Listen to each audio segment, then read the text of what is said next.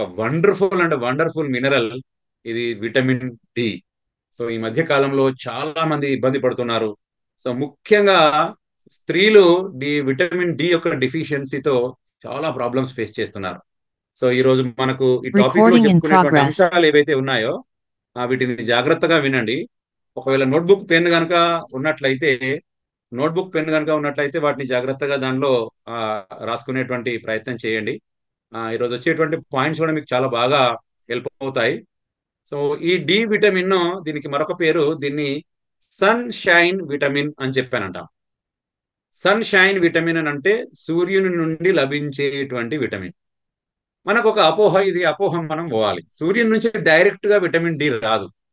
So సూర్యకిరణాలు ఎప్పుడైతే మన శరీరం మీద పడతాయో, శరీరం మీద పడ్డప్పుడు మన శరీరంలో అంటే చర్మం కింద ఉండేటువంటి క్రొవ్వు ఏదైతే ఉంటుందో అది విటమిన్ గా కన్వర్ట్ అవుతుంది. మామూలుగా సూర్యకిరణాలలో డి విటమిన్ ఉండదు. ఇది చాలా మందికి అర్థం కాదు. సూర్యకిరణాలలో డి విటమిన్ ఉంటుంది అనుకుంటారు. అంటే సూర్యకిరణాలు మన శరీరం మీద పడటం ద్వారా మనం చర్మం కింద ఉన్నటువంటి కొవ్వు ఏదైతే ఉంటుందో అది విటమిన్ గా కన్వర్ట్ అవుతుంది. అందుకే దీన్ని సన్ షైన్ విటమిన్ అని చెప్పి అంటాం. సో ఈ విటమిన్ ఎప్పుడైతే లోపిస్తుందో, మీరు చూడండి, చిన్న పిల్లలు చూడండి, ఇప్పుడే పుట్టినటువంటి శిశువులను ఒక రోజు, రెండో రోజు, మూడో రోజు పిల్లల్ని ఆ, నానమ్మ గాని అమ్మమ్మ గాని ఏం చేస్తారంటే ఆ పిల్లల్ని ఎత్తుకొని వెళ్ళి ఎండ పొడవు కూర్చుంటారు పొద్దుగాలనే. మీరు హాస్పిటల్లో కానీ చూడండి, లేదా ఇంటి దగ్గరికి వెళ్ళిన తర్వాత కానీ చూడండి, ఆ పొద్దున్నే వచ్చిన తర్వాత ఆ ఎండలో కొద్దిసేపు ఆ పిల్లవాడిని పట్టుకొని కూర్చుంటారు, ఆ బేబీని పట్టుకొని కూర్చుంటారు అనమాట. కారణం ఏంటి అని అంటే ఎప్పుడైతే డి విటమిన్ సమృద్ధిగా మా పిల్లలకు అందుతుందో, అందినప్పుడు వీళ్ళకు దొడ్డి కాళ్ళు, ముట్టి కాళ్ళు అనేటువంటి ప్రాబ్లం రాకుండా వాళ్ళు కాపాడుకోవచ్చు అనమాట. ఇప్పుడు మీరు చూడండి, కొంతమంది నిలబడితే కాళ్ళు వంకరగా ఉంటాయి, ఇట్లా వంకర కాళ్ళు. వాటిని దొడ్డి కాళ్ళు అని చెప్పానంట. ఇక కొంతమందికి ఏమో కాళ్ళు ఇట్లా, మోకాళ్ళు ఇట్లా ఒకదానికొకటి ఇట్లా తాకుతూ ఉంటాయి, నడుస్తూ ఉంటాయి. ఇట్లా ఉండేటువంటి దాన్ని ముట్టి కాళ్ళు అని చెప్పని అంటారు అనమాట. సో ఇట్లాంటి ప్రాబ్లం రావడానికి గల కారణం ఏంటి అంటే deficiency of vitamin D. D vitamin లోపం కారణంగా ఇట్లాంటి ప్రాబ్లం వస్తూ ఉంటుంది. ఆ, మామూలుగా ఈ ఎముకలకు సంబంధించినటువంటి ప్రాబ్లంను సైన్స్ పరిభాషలో దీన్ని రికెట్స్ అని చెప్పానంట. సో అందుకే డి విటమిన్ ను యాంటీ ర్యాకిటిక్ విటమిన్ అనేటువంటి పేరుతో కూడా దీన్ని పిలుస్తూ ఉంటారు. మామూలుగా విటమిన్ అనేటువంటిది మామూలుగా వాటి యొక్క ద్రవణీయతను బట్టి రెండు రకాలుగా ఉంటాయి. మామూలుగా నీళ్ళలో కరిగేటువంటి విటమిన్లు, రెండు క్రొవ్వులలో కరిగేటువంటి విటమిన్లు.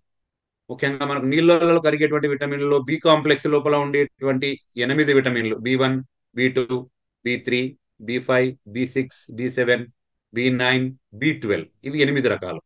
8 రకాల బి కాంప్లెక్స్ విటమిన్స్ మరియు సి విటమిన్, ఇవి మొత్తం ఈ 9 రకాలు నీళ్ళల్లో కరుగుతాయి. సో ఇక ద్రవణీయతను బట్టి రెండు రకాలు అనమాట. అందులో ఈ బి కాంప్లెక్స్ లోపల ఉండే 8 రకాల విటమిన్లు, సి విటమిన్, ఇవి నీళ్ళలో కరిగేటువంటి విటమిన్. ఇక మిగిలినటువంటి విటమిన్లు ఏ, బి, ఈ, కే. ఈ ఏ విటమిన్, డి విటమిన్, ఈ విటమిన్ అండ్ కే విటమిన్, ఈ 4 విటమిన్లు ఇవి క్రొవ్వులలో కరుగుతాయి. ఈ క్రొవ్వులలో కరుగుతాయి కాబట్టి ఈ యొక్క విటమిన్స్ మామూలుగా మన శరీరంలో ఆ, చాలా, ఎందుకనంటే మామూలుగా బి కాంప్లెక్స్ కానీ సి విటమిన్ కానీ నీళ్ళలో కరుగుతాయి కాబట్టి యూరిన్ ద్వారా బయటికి వెళ్ళిపోతూ ఉంటాయి. అంటే మన శరీరానికి సరి అయినటువంటి క్రొవ్వులను ఇవ్వకపోతే కూడా ఈ విటమిన్లు తీసుకున్న ప్రయోజనం ఏమి ఉండదు. ఎందుకనంటే క్రొవ్వులు కనుక లేకపోయినట్లయితే ఈ విటమిన్లు ఆ క్రొవ్వులలో కరగవు. మరి క్రొవ్వులలో కరగనప్పుడు మన శరీరానికి అందే అవకాశం కూడా ఉండదు. సో అందుకే ఎప్పుడు కానీ ఈ యొక్క ఫ్యాట్ సాల్యుబుల్ విటమిన్స్ ఏవైతే ఉన్నాయో ఇవి తీసుకున్నప్పుడు ఖచ్చితంగా మనం దాంతో పాటుగా కొంత క్రొవ్వును కూడా అందించాలి. మనకు అందులో ఆరోగ్యకరమైనటువంటి క్రొవ్వులను కనుక మనం అందిస్తే ఈ ఫ్యాట్ సాల్యుబుల్ విటమిన్స్ కరిగి మన శరీరానికి పూర్తి స్థాయిలో అందడానికి అవకాశం ఉంటుంది అనమాట. యాక్చువల్గా దీన్ని రసాయనికంగా ఈ విటమిన్ కాల్సిఫెరాల్ అని చెప్పి చెప్తూ ఉంటారు. అంటే ముఖ్యంగా మనం శరీరంలో జరిగే కాల్షియం యొక్క ఇంబ్యాలెన్స్ ఏదైతే ఉంటుందో ఈ కాల్షియం ఇంబ్యాలెన్స్ మొత్తం కూడా డి విటమిన్ యొక్క సమక్షంలో ఇది మారుతూ ఉంటుంది. అందుకే దీన్ని ఈ కాల్సిఫెరాల్ అని చెప్పి కూడా పిలుస్తూ ఉంటారు. ముఖ్యంగా ఇది డి2, డి3 అనేటువంటి రెండు రూపాలలో ఇది లభిస్తూ ఉంటుంది. ఒకటేమో డి టూ అనే దాన్ని దీన్ని ఎర్గో కాల్సిఫెరాల్ అని చెప్పి అంటాము. డి3నేమో దీన్ని కోల్ కాల్సిఫెరాల్ అని చెప్పి చెప్తాం. కానీ మన శరీరానికి ఎక్కువగా ఉపయోగపడేది డి2 విటమిన్ అనమాట. ఈ డి2 ఏదైతే ఉందో, ఎర్గో కాల్సిఫెరాల్ ఏదైతే ఉందో, ఇది మన శరీరానికి చాలా ఉపయోగపడుతుంటుంది. ఇక్కడ కొన్ని రకాలైనటువంటి ఆహార పదార్థాలను మీకు ఇక్కడ సూచించడం జరిగింది. ముఖ్యంగా ఈ ఎగ్ గనుక తీసుకున్నట్లయితే ఈ ఎగ్గులో తర్వాత ఎగ్ యొక్క ముఖ్యంగా నీలము. సో చాలా మంది ఎగ్ తినే క్రమంలో ఆ లోపల ఉండేటువంటి నీలంను వదిలిపెడుతూ ఉంటారు. సో ఎప్పుడు కూడా అలా వదిలిపెట్టకూడదు. సో మనకి తెల్ల సొన లోపల ఉండేటువంటి పోషకాలు ఏవైతే ఉన్నాయో అవి ఇంపార్టెంటే.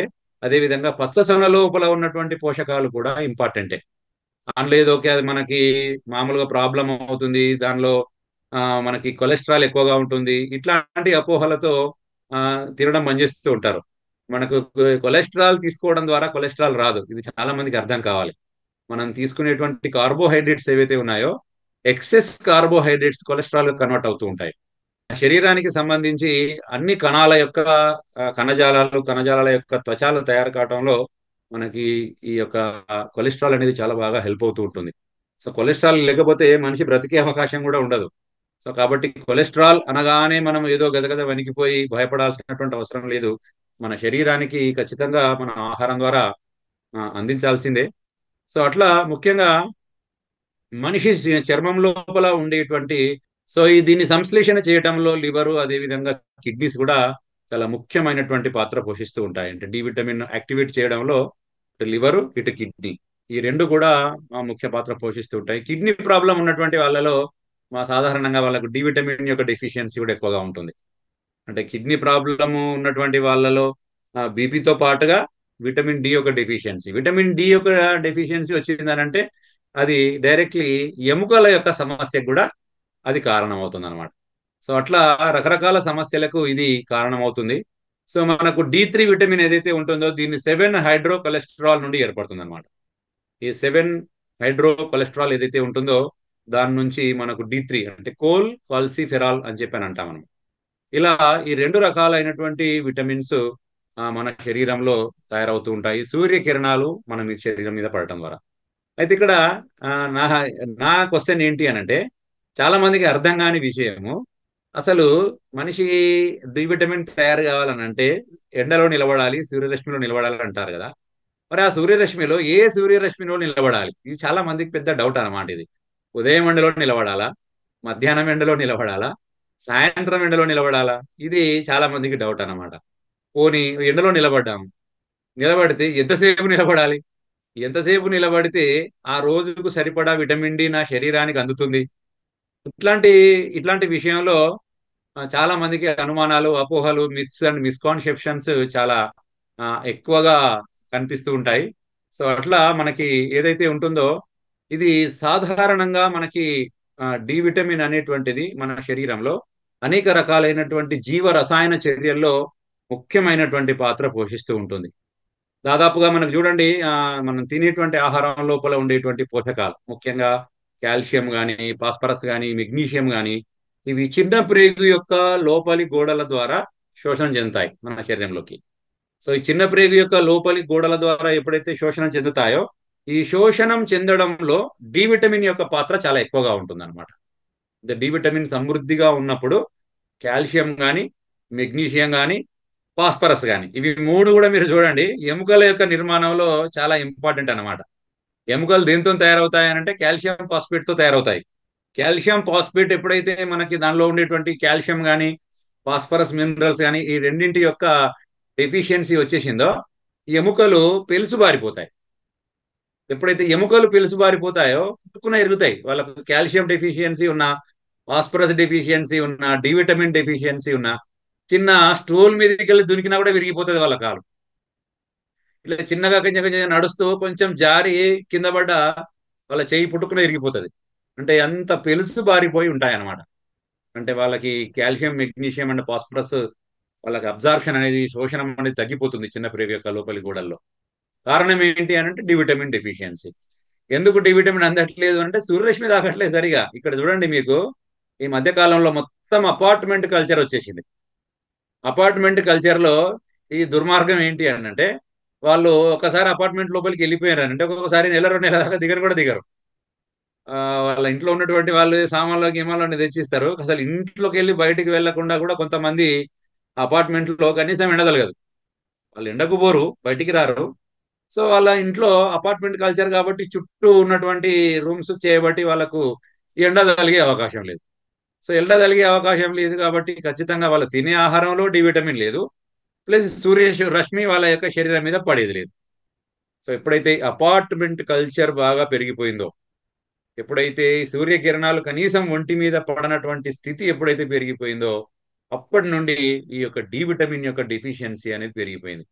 ఈ డి విటమిన్ యొక్క డెఫిషియన్సీ పెరిగిపోవడం ద్వారా ఎన్ని రకాల ప్రాబ్లమ్స్. ఫస్ట్ ప్రాబ్లం వచ్చేది బోన్ మినరల్ డెన్సిటీ తగ్గిపోవడం. దీన్ని షార్ట్ కట్ లో బిఎండి అని అంటాం. ఈ బోన్ మినరల్ డెన్సిటీ ఎప్పుడైతే తగ్గిపోతుందో, తగ్గిపోయినప్పుడు ఎముకలు పెలుసుబారిపోవడం, విరిగిపోవడం అనేటువంటిది జరుగుతూ ఉంటుంది. సో దాంతో పాటుగా మనకి సాధారణంగా ఈ కాల్షియం బైండింగ్ ప్రోటీన్ ఏదైతే ఉంటుందో, ఈ కాల్షియం బైండింగ్ ప్రోటీన్ ను ఈ డి విటమిన్ అనేటువంటిది సంశ్లేషణ చేస్తుంది, డి విటమిన్ తయారు చేస్తుంది అనమాట. ఈ కాల్షియం బైండింగ్ ప్రోటీన్ ఏదైతే ఉందో దీనికి కాల్షియం అనేది మన యొక్క ఎముకల్లోకి వచ్చి చేరుతుంది. ఎప్పుడైతే మనకు డి విటమిన్ సరిగా లభించదో, మనం తిన్న ఆహారం లోపల ఉండేటువంటి కాల్షియం ఏదైతే ఉంటుందో అది బ్లడ్ ద్వారా ట్రావెల్ చేసి అది కిడ్నీలోకి వెళ్తుంది. కిడ్నీలోకి వెళ్ళినప్పుడు కిడ్నీ ఆ యొక్క రక్తాన్ని ఫిల్టర్ చేసేటువంటి క్రమంలో ఆ కాల్షియం అనేది అక్కడ ఫిల్టర్ అయిపోయి అది కాల్షియం ఆక్సలేట్, కాల్షియం సిలికేట్ రాళ్ళుగా మారుతుంది. ఇక్కడ చూడండి, మనం చాలా మందిని మనం చూస్తూ ఉంటాము, కిడ్నీలో రాళ్ళు వచ్చాయి అని ఇబ్బంది పడుతూ ఉంటారు. తీవ్రమైన నడుము నొప్పి ఉంటుంది, ఒక్కొక్కసారి ఒకటే రాయి పెద్ద సైజులో పెరిగిపోతుంటుంది, ఒక్కొక్కసారి మల్టిపుల్ స్టోన్స్ ఏర్పడతాయి. ఇప్పటి వరకు వైద్య శాస్త్ర పరిభాషలో డాక్టర్స్ గుర్తించినటువంటి కిడ్నీలో గుర్తించినటువంటి రాయి యొక్క సైజ్ ఎంత అంటే మీరు ఆశ్చర్యపోతారు. మీరు ఇప్పటి వరకు ప్రపంచం మొత్తంలో కిడ్నీలో గుర్తించినటువంటి అతిపెద్ద రాయి 4.3 కిలోగ్రాములు, అంటే 4 కిలోల 300 గ్రాముల రాయిని కనిపెట్టారు కిడ్నీలో. వామో, ఇంత పెద్ద రాయి కిడ్నీలో ఎట్లా పట్టింది అంటే రాయి యొక్క సైజు పెరుగుతున్న కొద్దీ కిడ్నీ సాగుతూ ఉంటుంది అనమాట. అట్లా 4 కిలోల 300 గ్రాముల రాయిని కిడ్నీలో గుర్తించారు డాక్టర్లు. అంటే చూడండి, కొంతమంది యొక్క శరీర తత్వం అలా ఉంటుంది. వాళ్ళు ఏం చేస్తారంటే వాళ్ళు మందులు వాడుతూ ఉంటారు, ఆపరేషన్లు చేపిస్తూ ఉంటారు, మళ్ళీ తయారవుతుంటాయి. మళ్ళీ 6 నెలల తర్వాత మళ్ళీ నొప్పి నొప్పి వస్తుంటది, మళ్ళీ మూత్ర విసర్జన చేసేటప్పుడు ఇబ్బంది పడిపోతుంటారు. సో ఇట్లాంటి క్రమంలో ఏంటి అని అంటే డి విటమిన్ అనేటువంటిది కాల్షియం బైండింగ్ ప్రోటీన్ ను సంశ్లేషణ చేస్తుంది. ఇది ఎప్పుడైతే మనకి ప్రాబ్లం అవుతుందో, ప్రాబ్లం అయినప్పుడు వాళ్ళకి కాల్షియం అనేది బోన్ లోకి అబ్జార్ప్షన్ కాదు, అంటే బోన్ మినరల్ డెన్సిటీ అనేది పెరగదు. కాబట్టి రక్తం లోపల ఉన్నటువంటి కాల్షియం ఎముకల్లోకి వెళ్లకుండా అది కిడ్నీలోకి వెళ్ళడం ద్వారా అది స్టోన్ గా ఫామ్ అవుతూ ఉంటుంది అనమాట. సో అట్లా మన న్యూట్రిషన్ లో చాలా అద్భుతంగా మన డాక్టర్స్ విటమిన్ డిని కాల్షియంతో కలిపి, కాల్షియం మెగ్నీషియంతో కలిపి మనకి సంశ్లేషణ చేయడం జరిగింది. ఒక వండర్ఫుల్ సప్లిమెంట్ ను కూడా మన న్యూట్రిషన్ లో మనకి ఇవ్వడం జరిగింది. సో ముఖ్యంగా మనకి డి విటమిన్ డెఫిషియన్సీని ఎట్లా గుర్తించవచ్చు అంటే, ఇది సాధారణంగా ముఖ్యంగా మహిళలలో ఎక్కువగా డి విటమిన్ డెఫిషియన్సీ ఉంటుంది. ఎందుకంటే పురుషులు ఏదో ఒక పని మీద ఎప్పుడు బయటికి వెళ్తూ ఉంటారు, ఎండలో అటు ఇటు తిరుగుతూ ఉంటారు, కాబట్టి వాళ్ళకి సాధారణంగా డి విటమిన్ డెఫిషియన్సీ చాలా తక్కువగా ఉంటుంది పురుషులలో. ఎక్కువగా డి విటమిన్ డెఫిషియన్సీ అనేది స్త్రీలలోనే ఎక్కువగా ఉంటుంది. ఇది ఎలా అంటే మనకు మామూలుగా రొమ్ము ఎముకల పైన ఉండేటువంటి ఆ బుడిపెల కారణంగా, అంటే బుడిపెలు వస్తూ ఉంటాయి అనమాట రొమ్ము ఎముకల మీద. ఆ రొమ్ము ఎముకల మీద బుడిపెలు ఏవైతే ఉన్నాయో వాటిని రికెటీ రోజరీ అని చెప్పని అంటారు. ఈ రొమ్ము ఎముకల మీద బుడిపెలు ఏర్పడడం అనేది అది డి విటమిన్ డెఫిషియన్సీకి అది అది కారణం అనమాట. అది సూచిక. మనకి రొమ్ము ఎముకల మీద మనకి ఏదైతే ఆ బుడిపెలు కనిపిస్తూ ఉన్నాయో డి విటమిన్ డెఫిషియన్సీ వస్తుంది అని చెప్పి మనం ఐడెంటిఫై చేయాలి. సో అలా చాలా మందికి తెలియక దాన్ని ఐడెంటిఫై చేయక ఇబ్బంది పడుతూ ఉంటారు అనమాట. సో ఈ విటమిన్ లోపం వల్ల సాధారణంగా ఏం జరుగుతుంది అని అంటే లవణాల యొక్క శోషణ కంటే లవణాల యొక్క బహిష్కరణ ఎక్కువగా ఉంటుంది అనమాట వాళ్ళకి. మామూలుగా వాళ్ళు తినేటువంటి ఆహారంలో ఉండేటువంటి మినరల్స్ ఏవైతే ఉన్నాయో ఈ మినరల్స్ శరీరంలో శోషించుకోవడం కంటే ఎక్కువగా వాటి బాడీ నుంచి రిమూవ్ అయిపోతూ ఫ్లష్ అవుట్ అయిపోతూ ఉంటాయి అనమాట. అందుకే వీళ్ళకి ఎప్పుడైతే అంటే మినరల్స్ డెఫిషియన్సీ ఉంటుందో వాళ్ళకి బాగా చెమటలు పడుతూ ఉంటాయి. మీరు చూడండి, లక్షణాలు కనిపిస్తూ ఉంటాయి బాగా. వాళ్ళకి ఎట్లా చెమటలు పడుతూ ఉంటాయి అంటే ఏమి పని చేయకుండా కుర్చీలో కూర్చున్నా కూడా చెమటలు పడతాయి. కుర్చీలో కూర్చున్నా కూడా ఏంది ఎంత చెమటలు పడుతున్నాయి ఏంటి అని చెప్పి అంటే వాళ్ళకి ఎందుకు అర్థం కాదు, ఎందుకు అలా చెమటలు పడుతున్నాయో అర్థం కాదన్నమాట. ఫ్యాన్ లేకుండా కొద్ది క్షణం కూడా ఉండలేరు వాళ్ళు. ఖచ్చితంగా ఫ్యాన్ వేయాల్సిందే. కొద్దిసేపు ఫ్యాన్ బంద్ చేస్తే కథం చెమటలు వస్తూనే ఉంటాయి. అంటే ఎవరికైతే మినరల్స్ యొక్క డెఫిషియన్సీ ఉంటుందో వాళ్ళకి ఎక్కువగా చెమటలు పడుతూ ఉంటాయి. ఎందుకు మినరల్స్ యొక్క డెఫిషియన్సీ ఉంటుంది అంటే మినరల్స్ అన్ని బహిష్కరణ గురవుతున్నాయి శరీరం నుంచి. కారణం ఏంటిది అంటే డి విటమిన్ డెఫిషియన్సీ. ఇది చాలా మందికి తెలియదు. చాలా మందికి తెలియక పుండు ఒకడు ఉంటే మందు ఒకడ పెడుతుంటారు. ఓ ఇక ప్రాబ్లం అని ఇదని అదని ఇక దవాఖానల చుట్టూ తిరిగి తిరిగి తిరిగి ఆగమవుతారు. సమస్య ఒక దగ్గర ఉంది. మనం ఏం చేస్తాం అని అంటే మనం పరిష్కారం ఇంకో దగ్గర వెతుకుతూ ఉంటాం అన్నమాట. సో అలా కాకుండా మనం ఎప్పుడైతే దాన్ని కరెక్ట్ గా దాన్ని ఐడెంటిఫై కనుక చేస్తే, అంటే మనకు ఏ విటమిన్ యొక్క ఉపయోగం ఎంత ఉంది, ఆ విటమిన్ యొక్క డెఫిషియన్సీ వల్ల మన శరీరంలో ఎలాంటి ప్రాబ్లం వస్తుంది అనేది కనుక మనకు అర్థమైతే తప్పకుండా మనం దాన్ని కంట్రోల్ చేసుకోవడానికి అవకాశం ఉంటుంది అనమాట. ఇంకొకటి మనకి బోన్ యొక్క గ్రోత్ కానీ లేదా బోన్ యొక్క రీమోడలింగ్ కానీ ఇది మొత్తం కూడా చేసేటువంటిది డి విటమినే. అంటే బోన్ యొక్క గ్రోత్, ఎముక యొక్క గ్రోత్ విషయంలో కానీ లేదా రీమోడలింగ్ చేసేటువంటి విషయంలో కానీ. మామూలుగా మనకి జాయింట్ రిలేటెడ్ ప్రాబ్లమ్స్ చాలా మందికి చూస్తున్నాం ఈ మధ్య కాలంలో. ముఖ్యంగా 50 సంవత్సరాలు దాటినటువంటి వాళ్ళను, 60 సంవత్సరాలు దాటిన వాళ్ళను మీరు ఎవరినైనా అడిగి చూడండి, వాళ్ళు మోకాళ్ళ నొప్పులతో, నడుము నొప్పితో ఇబ్బంది పడుతూ ఉంటారు. జాయింట్ పెయిన్స్ తో ఇబ్బంది పడుతూ ఉంటారు. సో ఎవరిని అడగండి మీరు, దాదాపుగా 100కు 90 మందికి మోకాళ్ళ నొప్పులు, నడుము నొప్పులు ఉంటాయి. కారణం ఏంటి అని అంటే అది డి విటమిన్ యొక్క డెఫిషియన్సీ, కాల్షియం, ఫాస్ఫరస్, మెగ్నీషియం యొక్క డెఫిషియన్సీ. సో ఇలా మనకి ప్రాబ్లం అనేది వస్తూ ఉంటుంది అనమాట. ఇంకా మనకు డి విటమిన్ యొక్క డెఫిషియన్సీని ఎట్లా ఐడెంటిఫై చేయొచ్చు అని చెప్పానంటే ఈ కండరాల యొక్క పటిష్టత తగ్గిపోతుంది. కండరాలలో ఉండేటువంటి యాక్టిన్, మయోసిన్ అనేటువంటి ఈ యొక్క మనకి రసాయనాలు ఏవైతే ఉన్నాయో, ఈ కారకాలు ఏవైతే ఉన్నాయో జీవ రసాయన చర్యల్లో చాలా ముఖ్యమైన పాత్ర పోషించేవి ఇవి. సో వీటి యొక్క పనితీరు సరిగా మందగిస్తుంది అనమాట. మందగించినప్పుడు ఎముకలు మొత్తం, కండరాలు మొత్తం పట్టేస్తాయి. అది చూడండి, పిక్కలు పట్టేసినాయి నాకు, నడుస్తుంటే మొత్తం పిక్కలు ఎక్కొస్తున్నాయి, నాకు నిద్రలో మొత్తం కాళ్ళు మొత్తం గుంజుతానే, ఈ పిక్కలు మొత్తం పైకి ఎక్కేస్తున్నాయి, ఇట్లా మాట్లాడుతుంటారు చాలా మంది. మీరు చూడండి, నిద్ర పట్టదు వాళ్ళకి. ఇక రాత్రిపూట ఇక మొత్తం అమృతాంజన్ పెట్టి జండు బాంబు పెట్టి ఇక తీరుతా అంటారు. ముఖ్యంగా పిక్కల ప్రాంతంలో కింద కాలి పిక్కలు ఏవైతే ఉన్నాయో ఆ పిక్కలు ఉట్టిగానే వాళ్ళు పడుకొని ఉంటారు, ఉట్టిగానే గట్టిగా అయిపోతాయి అనమాట. అవి గట్టిగా అయిపోయి బండలాగా తయారైపోయి వాటిని ఒత్తుతుంటే వాళ్ళకు నొప్పిలేస్తుంది. వాళ్ళకు అమృతాంజన్, జండు బాంబు రాయడానికి కూడా ఇబ్బంది పడతారు అనమాట. సో అక్కడ ఉండేటువంటి కండరాల యొక్క సంకోచ వ్యాకోచాలలో అంటే యాక్టిన్, మయోసిన్ యొక్క డెఫిషియన్సీ కారణంగా, డి విటమిన్ యొక్క డెఫిషియన్సీ కారణంగా ఆ యొక్క కండరాలు ఆ యొక్క క్షీణత అనేది వచ్చేసి వాళ్ళ పటిష్టత అనేది మొత్తం తగ్గిపోతుంది అనమాట. ఎక్కువ దూరం నడవలేరు, ఎక్కువ దూరం పరిగెత్తలేరు, పట్టేస్తాయి అనమాట మొత్తం. సో అట్లా ఇబ్బంది పడుతూ ఉంటారు.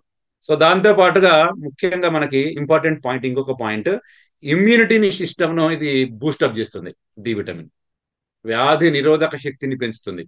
డి విటమిన్ తక్కువగా ఉన్నటువంటి వాళ్ళు ఏ వ్యాధిని తట్టుకోలేరు. వాళ్ళకి అన్ని చిన్న చిన్న డిజార్డర్స్, జలుబు వచ్చినా తట్టుకోలేరు, జ్వరం వచ్చినా తట్టుకోలేరు. అంటే ఏ చిన్న డిజార్డర్ని కూడా తట్టుకునేటువంటి శక్తి ఉండదు.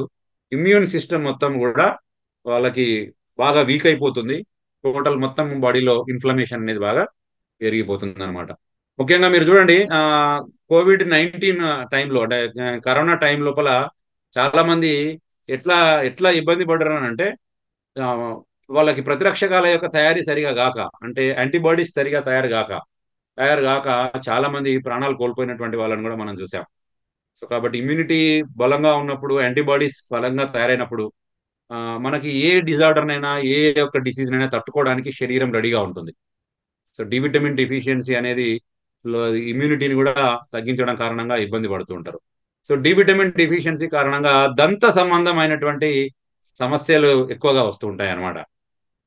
వాళ్ళకు పిప్పి పళ్ళు రావచ్చు, లేదా దంతాలు వీక్ అయిపోవచ్చు, లేదా దంతాల పైన ఉండేటువంటి ఎనామిల్ ఊడిపోవచ్చు. సో అట్లా వాళ్ళకు దంతాలకు సంబంధించినటువంటి సమస్యలు ఎక్కువ అవుతున్నాయి అని అంటే దానికి కూడా కారణము విటమిన్ డి అనేటువంటి విషయాన్ని మనం ముఖ్యంగా టూత్ డికే, పిప్పి పళ్ళు రావడానికి డెఫిషియన్సీ ఆఫ్ విటమిన్ డి. మనం సమృద్ధిగా కనుక డి విటమిన్ తీసుకుంటే ఆ పిప్పి పనులను మనం కంట్రోల్ చేసుకోవచ్చు. ఒకసారి వాళ్ళకి పిప్పి పన్ను వచ్చిందని అంటే ఎంత ఇబ్బంది పడతారని అంటే అది ఇక ఆ నొప్పి అనేది భరించలేరు అనమాట. ఆ పన్ను మొత్తం ఊడవికేద్దామా అన్నంత కోపం వస్తూ ఉంటుంది. ఒక్కొక్కసారి ఆ పనులు ఊడవిక్కుంటారు కూడా పోయి డాక్టర్ దగ్గర పోయి. నాకు పిప్పి వచ్చింది, నాకు ఊడబీగు డాక్టర్, నాకు ఇది పరిశాన్ చేస్తాంది, మొత్తం నొప్పి తట్టుకోలేకపోతున్నాను అని చెప్పి అంటూ ఉంటారన్నమాట. సో అట్లా మనకి విటమిన్ డి అనేది టైప్ 2 డయాబెటీస్ ని కూడా కంట్రోల్లో ఉంచుతుంది ఇది. ఎప్పుడైతే డి విటమిన్ సరిగా ఉండదో వీళ్ళకు టైప్ 2 డయాబెటీస్ కంట్రోల్లో ఉండదు. సో కాబట్టి డి విటమిన్ అనేది టైప్ 2 డయాబెటీస్ ని కూడా కంట్రోల్లో ఉంచుతుంది. బ్లడ్ ప్రెషర్ ను కంట్రోల్లో ఉంచుతుంది. బ్లడ్ ప్రెషర్ ను తగ్గించడము, ముఖ్యంగా ఆర్గాన్ డ్యామేజ్, మన బాడీలో ఆర్గాన్ డ్యామేజ్ అనేటువంటిది రాకుండా ఈ యొక్క డి విటమిన్ అనేది మనం కంట్రోల్ చేస్తూ ఉంటుంది. అంతేకాకుండా మనకి బరువు తగ్గడంలో కూడా డి విటమిన్ హెల్ప్ అవుతుంది. సరి అయిన సమృద్ధిగా మనం కనుక డి విటమిన్ తీసుకుంటే బరువు కూడా తగ్గొచ్చు. సో అంతేకాకుండా మనకి డిప్రెషన్ రాకుండా కూడా ఇది మనకి హెల్ప్ అవుతూ ఉంటుంది. కొంతమందికి డి విటమిన్ డెఫిషియన్సీ కారణంగా డిప్రెషన్ వస్తుంది. డిప్రెషన్ వస్తారు, మూడు స్వింగ్స్ వస్తూ ఉంటాయి, మూడు డిజార్డర్స్ వస్తూ ఉంటాయి. ఇంతకుముందు నిన్న సార్ చెప్పారు మనకు వెల్నెస్ లివింగ్ ప్రోగ్రామ్ లో, మనకు యాంగ్జైటీ వస్తూ ఉంటుంది, అబ్సెసివ్ కంపల్సివ్ డిజార్డర్ రావడం, ఓసిడి అనేటువంటి ప్రాబ్లం అని చెప్పుకున్నాం కదా. సో ఇట్లాంటి ప్రాబ్లమ్స్ రావడానికి కూడా డి విటమిన్ డెఫిషియన్సీ కూడా ఒక కారణం అవుతుంటుంది అనమాట. తర్వాత కొన్ని రకాల క్యాన్సర్స్ రావడానికి కూడా కారణం అవుతుంది. ముఖ్యంగా ఇది కోలోరెక్టల్ క్యాన్సర్ రావడానికి, లేదా బ్రెస్ట్ క్యాన్సర్ రావడానికి, ప్రోస్టేట్ క్యాన్సర్ రావడానికి, ప్యాంక్రియాటిక్ క్యాన్సర్ రావడానికి డి విటమిన్ డెఫిషియన్సీ ఒక కారణం.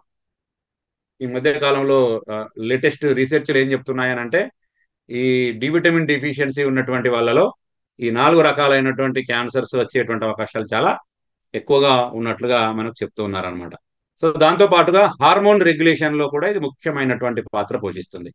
మనకు హార్మోన్స్ కరెక్ట్ గా ఉండడం, అంటే థైరాయిడ్ ప్రాబ్లం ఈ మధ్య కాలంలో మన డి విటమిన్ డెఫిషియన్సీ అనేది థైరాయిడ్ ప్రాబ్లం రావడానికి, ఇంకా కొన్ని రకాలైనటువంటి మనకు ఇంటర్నల్ హార్మోన్స్ ఏవైతే ఉన్నాయో, అంటే పిల్లలు పుట్టకపోవడానికి, తర్వాత స్పెర్మ్ యొక్క క్వాలిటీ తగ్గిపోవడానికి, ఇట్లా వీటన్నిటికీ కూడా, అంటే మన శరీరం లోపల ఉండేటువంటి అంతఃస్రావక వ్యవస్థ లోపల ఉండే హార్మోన్లు ఏవైతే ఉన్నాయో అవన్నీ కూడా మొత్తము అవి ఇంబ్యాలెన్స్ కావడానికి డి విటమిన్ కారణం అవుతుంటుంది అనమాట. సో అట్లా ఎప్పుడైతే మనం డి విటమిన్ మంచిగా హ్యాపీగా తీసుకుంటామో, సాధారణంగా మనకు చూడండి, మన ఈ వయసుకు తగ్గట్టుగా ఉండదు, కొంచెం చిన్న పిల్లలకి ఒక రకంగా, పెద్దవాళ్ళకు ఇంకో రకంగా ఉపయోగపడుతూ ఉంటుంది. ముఖ్యంగా 0 నుంచి 12 నెలల వయసు ఉన్నటువంటి వాళ్ళకు ప్రతిరోజు 10 మైక్రోగ్రాములు 10 mcg ఇవ్వాలి. అదేవిధంగా 1 to 70 years 70 సంవత్సరాల వరకు ఉన్నటువంటి వాళ్ళకి ఇది 15 మైక్రోగ్రామ్స్ ఇవ్వాలి. అదే 70 years ఎబో ఉన్నటువంటి వాళ్ళు ఎవరైతే ఉన్నారో, ఈ ఎబో 70 years వాళ్ళకి వీళ్ళకు 20 మైక్రోగ్రామ్స్ ఇవ్వాలి. 20 మైక్రోగ్రామ్స్ అంటే వయసు పెరుగుతున్న కొద్ది ముసలి వాళ్లకు ఈ డి విటమిన్ అనేది ఎక్కువగా ఇవ్వాలన్నమాట. మనం మన యొక్క శరీర అవసరాలకు తగ్గట్టుగా మనం దీన్ని కనుక డిజైన్ చేసుకున్నట్లయితే బాగుంటుంది. So thank you. మరి విటమిన్ డి అనేది ఇంత ఇంపార్టెంట్ మన శరీరానికి. So thank you very much.